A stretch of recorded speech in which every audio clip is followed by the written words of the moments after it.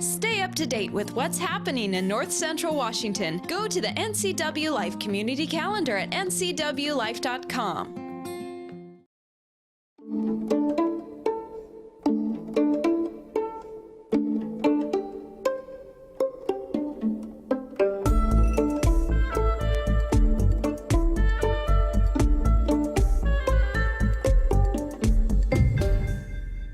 Welcome to another edition of Let's Learn here on the NCW Life channel. I'm Eric Granstrom, your host. On this show, we talk everything from taxes to death, and today we're talking about both with the folks from Cordell Nair & Company. Tim Dilley, certified public accountant, joins us to talk about death and taxes. I mean, that's our topic today.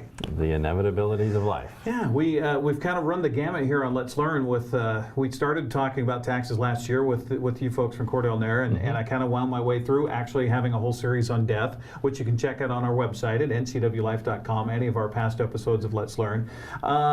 New tax laws. Let's start there, Tim, as far as the 2018, the legislation that was passed end of 2017, as far as estate taxes, things like that. Any big changes from that tax law to the estate discussion? Well, if you were like me and you were following the legislation as it sort of, you know, the House version, the Senate version, and then it went to a committee to reconcile those two, there were certainly some big changes in there, but as with several pieces of each of the bills, just because you had option A and option B on the Senate and House version, that doesn't mean that you ended up with a blended version of that when you finally got the final bill.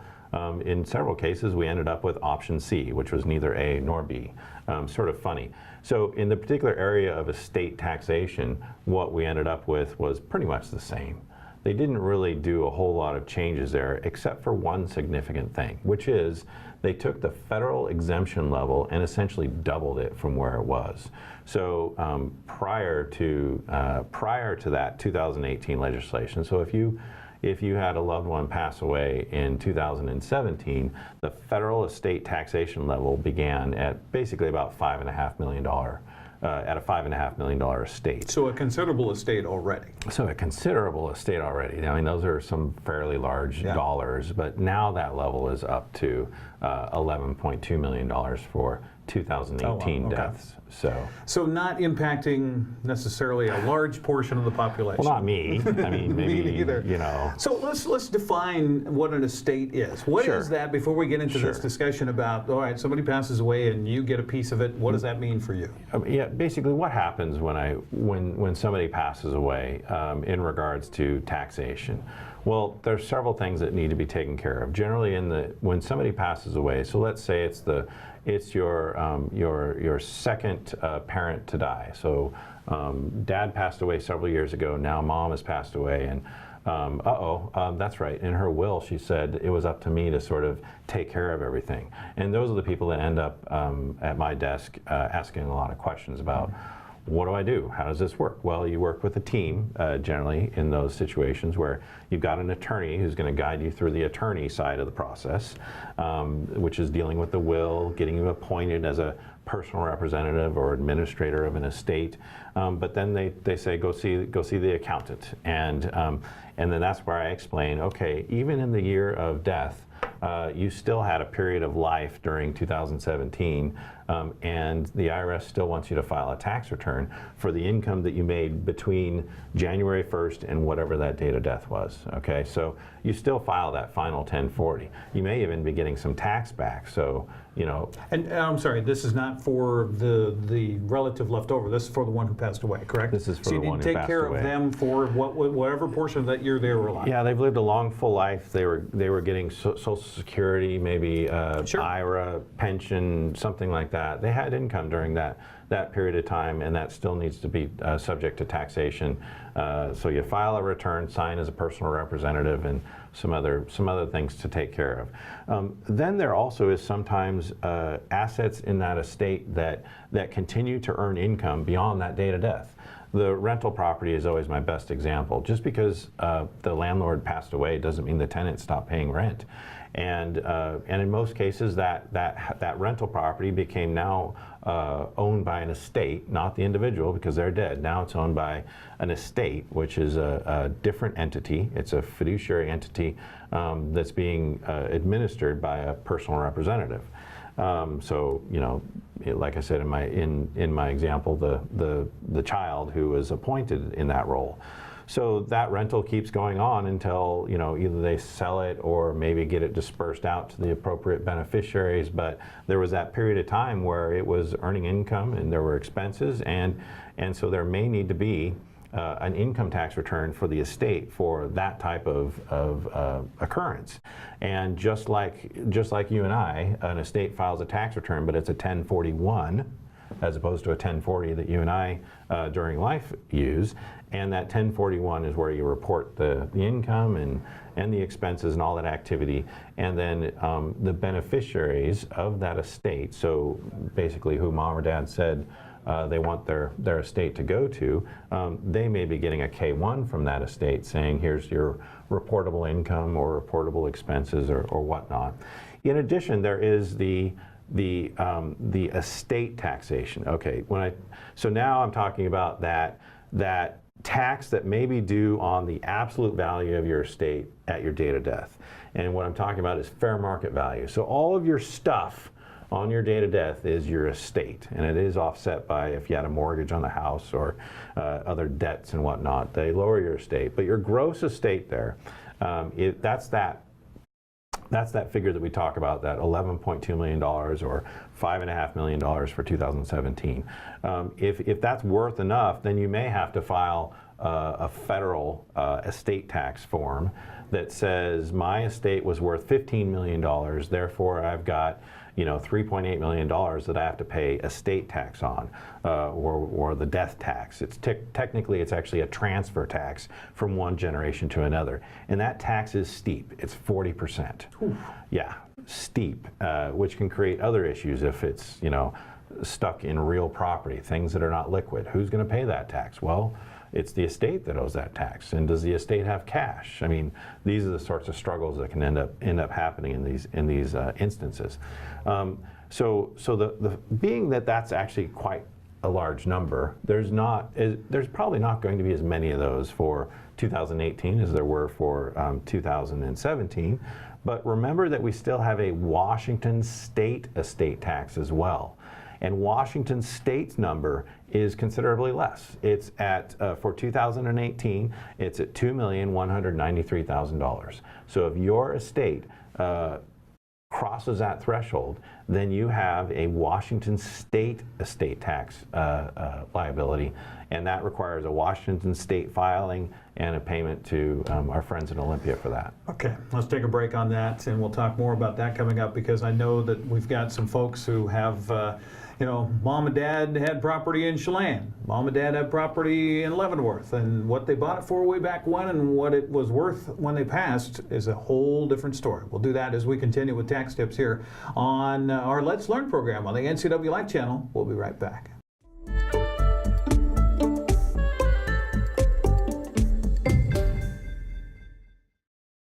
Are you wanting high-speed internet but don't have access to PUD fiber? Try Sky-Fi high-speed wireless internet from LocalTel. Call 888-8888 today.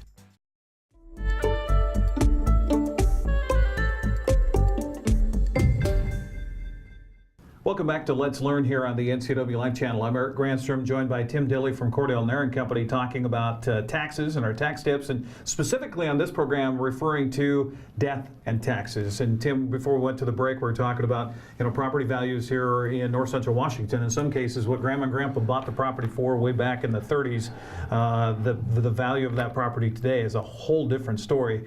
When they pass away and they pass it on to us, there's significant impacts possible both on the federal level as well as the state level, correct? Yeah, so let's talk about that in particular, because as I was saying before the break, oftentimes there may need to be an income tax return filed for the estate, I would say the most common reason for that having to happen is that mom passed away in her home. So she died still owning her personal residence, and now the kids don't want the house, they're going to sell it. And so the question is, oh my gosh, Tim, what's the tax going to be on that? They live there forever. Well, this is when we start to talk about step-ups. Now, remember that estate, that death tax that I talked about on the overall estate, the estate was valued at fair market value. Okay, so what it was worth on date of death. So that's the downside, is that if you have appreciated a lot of assets over time, you could be subject to taxation because they were worth so much. The positive side of that is that because they were brought to that fair market value in that regard, we call that the step up, because now the tax basis of all of those assets have been reset to fair market value at the date of death. Okay, now let's go to the home. The home is now being sold not by mom as an individual, she is passed, so it is the estate, that entity that is selling this home, and it's going to sell for, let's say, $300,000, just picking a number. And the kids know that mom and dad bought that in 1963 for $26,000, and they're all panicking because, oh my gosh, we're going to owe a ton of tax, aren't we? And the answer is no, because we're going to file that 1041, and what we're going to show on there is that the house sold for $300,000, and our cost basis, like I said, has been reset, has been stepped up to fair market value at the date of death. Well, what was fair market value at the date of death? Well, you're selling the house, 8 months after mom passed away, or maybe even less. I would tell you it is worth what you sold it for in that near term. There is no better measure of an asset's value than a exchange, a sale to a non-related third party. Right. What is somebody willing to buy it for? That's what it was worth. So you have your sale price now equal to my cost basis, and my cost basis might actually go up because it cost me something to sell that house. So I don't have a gain, I actually have a little bit of a loss. And oftentimes that's the only asset that we're really having to deal with in the estate, because maybe everything else passed out to the beneficiaries without, just by titling of accounts or beneficiary designations on IRAs and things like that. So it's the only thing we're dealing with, and that loss in that year, because I probably am filing a 1041, but it's a first and final, it gets passed out to the beneficiaries, they actually find themselves with a little bit of a tax benefit, not a tax penalty, not tax due, but actually a little benefit, and then it's all done. So the one thing that I do always have to say is I explain all these rules about step-ups and everything, and then I say, except. Except for those IRAs, right? Those qualified accounts, those retirement monies that mom and dad took a tax deduction for when they put money in, those do not step up. That kind of income coming to you as a beneficiary is still subject to taxation. So you're going to recognize some tax on that. And then there's some strategy as to, well, how do I want to take this? If you have the options, if things have been done well, where you as individuals were named as beneficiaries on mom and dad's retirement accounts, you may have the opportunity to actually stretch the taxation and disbursement of those funds over the rest of your statistical life. That's what we call the stretch IRA, and that's what we always want our clients to do. That's what we want our clients to do, because then you're getting taxed maybe at just an incremental piece throughout, as opposed to if you say, I want it all, hot dang, give me the money, show me the money. Well, if you take that, call it $100,000 out all at once, you just added $100,000 of taxable income. You probably just put yourself in another tax bracket. Well, and at the highest rate too, right? Well, depending upon your other income, but you certainly have taxed yourself probably heavier than you really should have. Do people do it? Sure. So now, if it's my account and I take it out early, cash it out, I not only face the tax on the income, but I also face a penalty. Right. Is that the case with a situation where an estate in that form is rolling to you? Not the case. The IRS recognizes that you're not taking, these are not your funds. They are inherited IRA funds. They do not subject you to a penalty for taking those out. They're forcing you to take it out. you are subject to ordinary tax, but you're not going to pay that 10% penalty. That account actually stays titled as an inherited IRA for the rest of your life. Okay. And it's special, and it doesn't get commingled with your regular IRA if you have an IRA also. It's always going to be its own account. And those distributions that come to you are going to be coded in such a way on your tax document, the 1099-R, that it sort of is telling the IRS, hey, this is a code 4 distribution. Don't try to send them a letter saying, they should be paying a penalty because it was because of death. You have the retirement accounts, but you also have life insurance, things like that. If you're a beneficiary, is it similar? Life insurance, we most of the time, there's certainly certain circumstances, but in general, life insurance is not taxable to the beneficiary at all.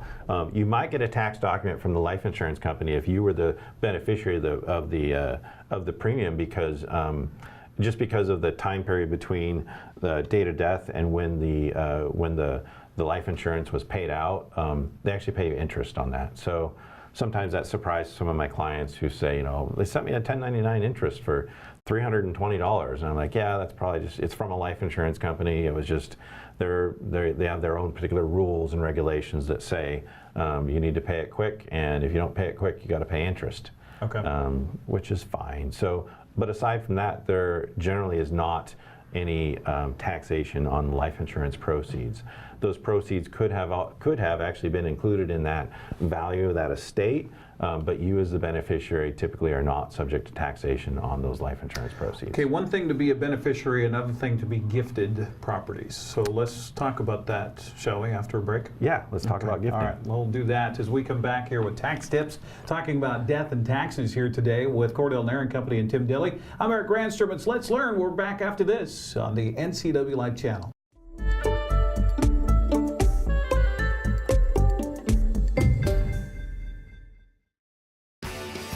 Please join us weekly for the 12th District with yours truly, Kerry Condata. Check your channel guide for times or go to ncwlife.com for details.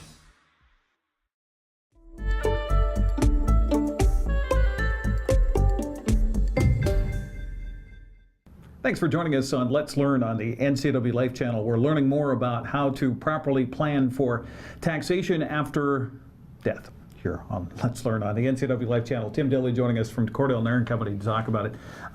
Tim, we've kind of talked about the estates and some of the tax ramifications, both federally as well as the state is concerned. When we start looking at gifting, that can be kind of a dicey territory, can it? Well, I get a lot of questions on gifting because people are always worried about, Mom gifted me a bunch of money. Is that income to me? Well, in most cases, it's not. So let's back up and talk about gifting. Gifting is a way to, if I'm rich guy with a taxable estate, I could say, aha, well, I don't want to pay Uncle Sam a dime, so I'm going to get some of that out of my estate. I'm going to give it to Eric. Which you're welcome to do so. And you've got Eric plenty of room. You've got plenty of room in your estate. So we're tricking Uncle Sam by getting it out of mine. Well, the Uncle Sam's keen to that idea. That's been recognized years ago, and so there's this whole area of gift taxation, meaning that if I give you, I'm just going to keep it simple and say cash, all right? Because there's no question about what is a dollar worth. A dollar's worth a dollar. Mm-hmm. So if I give you $100,000 in cash, that is what we refer to as a taxable gift. And why do we call that a taxable gift? Because it was above the threshold. What is the threshold I'm talking about? The IRS says, if you give a gift but it's only worth $15,000, that's fine. We don't need to know about those. Used to be $14,000 for 2017. The 2018 tax legislation grew that by $1,000. So now we used to, multiply by 14,000. Now it's 15,000. So I actually could give to you $15,000 of cash, and there's nothing that you need to do, and there's nothing that I need to do. No gift tax return required. However, if I gave you that $100,000, well, that's about $85,000 more than I'm allowed to give you without now informing the IRS that I have given you a gift. And when I'm informing the IRS, I am filing a Form 709 gift tax return that says, of my $11.2 million, I have just used in my life $85,000 of that by giving you that gift. And that recognition of use of that $85,000 now stays with me for the rest of my life. It's like a tattoo. Oh. You might as well keep a ledger right here on the bicep. Okay. Because you are using part of your lifetime exemption there that will reduce your, whatever the number is when you die for federal estates, it's been reduced by those gifts during life, okay? Why would I ever do that? Well, let's say I'm not giving cash, but I'm giving a piece of property that I think is just gonna keep going up in value, and I've already got an estate problem. Well, if I think this thing's just going to keep getting worse and worse, I may want to get it out of my estate during my life, get it in your estate, you can deal with it, but that way it doesn't make my problem worse by continuing to appreciate in value. I get it out at the value that it is today, I file the 709, let the IRS know I did that, and then it continues to grow and grow and grow, but it's no longer my problem because I have given it as a gift, meaning I no longer have any incidence of ownership in that gift anymore. So back to what question comes up. The question comes up of, is that income to me? If I give you $100,000, is that income to you? No, it is not. Is it a deduction for me? No, it is not. That is just me trying to do planning during my life to get my estate down below certain thresholds. Remember at the beginning of the hour we were talking about $11.2 million, but there's that Washington state level. I'm just going to call it $2.2 million. That's a big difference. Well, unlike the feds, when I give a gift, Washington state doesn't care. So when I give a gift, when I give you that $100,000, I got to tell Uncle Sam, but Washington state doesn't care. When I gift out of my estate, it is a permanent gift for Washington state estate taxation purposes. So right now, under the current tax law, I had lunch with a bunch of attorneys that deal in the estate arena earlier this week, and that's what they were most excited about, is that with that differential, I could give massive gifts, and I'm never going to get to the federal amount, but I can give very large gifts to minimize my Washington state estate tax. And that tax, it starts at 10%, it goes up to 20%, so it's not huge, but you know, if you were going to pay 20% on that transfer and you could do something pretty simple to avoid that, that's a pretty good tax savings. So. Now, with that, and the discussion we had earlier with our Death and Dying series here on the NCW Life Channel, we got a chance to talk with Allison Foreman, who's an estate planning attorney here in the Wenatchee Valley. There's plenty of them out there. We happen to talk to Allison here on the show. And the big thing and the big message about the planning for your death and planning for your departure from this earth is to plan it and to let your loved ones know and to get it down on paper so that when it does come time, as this discussion brings it up again, if you don't have a plan in place, then it's going to be a huge problem for those left behind. Yeah, you know, I'm not an attorney. I don't do the legal side. I tell people go see an attorney that deals in the estate arena, and they take care of the documentation side of things. I do describe here's what can happen, just so that people are informed. For example, you know, you die without a will in Washington State. Guess what? You're now basically subject to the RCWs of Washington State. The state decides what you wanted, right? And who wants that? I mean, in particular, if you have any complicated situations. I mean, it's not like the state's going to say, "Oh, you probably would have wanted to give that to, you know, Jay Inslee."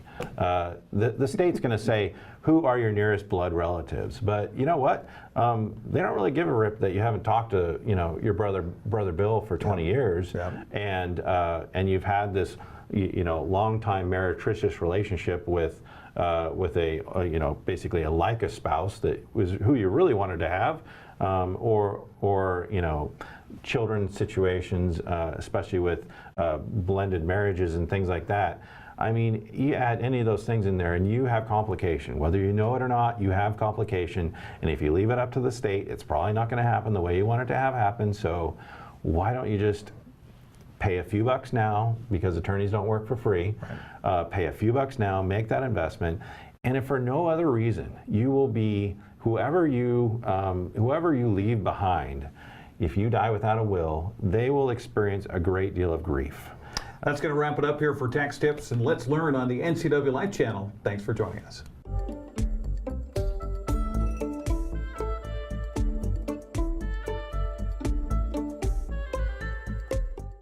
For all the latest news in North Central Washington, go to ncwlife.com or find us on Facebook. Got a news tip? Email us at news@ncwlife.com or call 888-2020.